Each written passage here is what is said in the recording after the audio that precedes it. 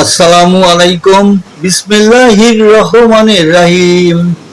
আপনি কি হাতের রেখা দেখে নিজের ভাগ্য বিচার করেন? তবে এই কথাটি আপনার ভুল ভেঙে যাবে। হাতে রেখা থাকলেই কি কপাল খুলে যায়? এমন এক সত্য জানাবো যা শুনে আপনি থমকে দাঁড়াবেন।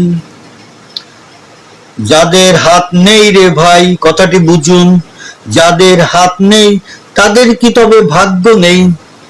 শোনো শোনো ওরে ভাই, করি নিবেদন, হাতের তালুর রেখা দেখে কেন করো নিজের ভাগ্য গণনা?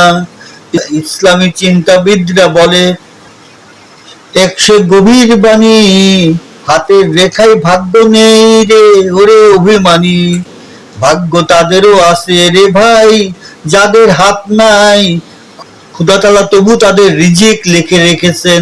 পরিশ্রমে ভাগ্য গড়ে, রেখার পিছে কেন তোমরা দৌড়াও? মাবুদ দিলেই তবে তুমি দুকুল ভরে পাবে।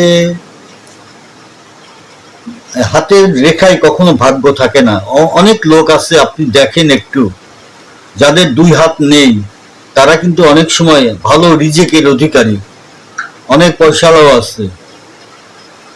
এরকম একটু তাকালে দেখবেন যে অনেক লোকের হাত নাই, পা নাই, পঙ্গুত্ব, কিন্তু অনেকের অবস্থা ভালো, অনেক কোটিপতি, তারা অনেক পয়সাওয়ালা, বা অনেকে মধ্যবিত্ত সুন্দর জীবন যাপন করছে।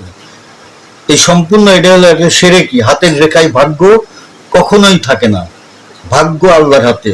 পরিশ্রম করলে আল্লাহ ভাগ্যের চাকা পরিবর্তন করে।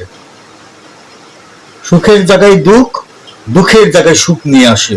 একমাত্র আমাদের মহান সৃষ্টিকর্তা আল্লাহ পাক।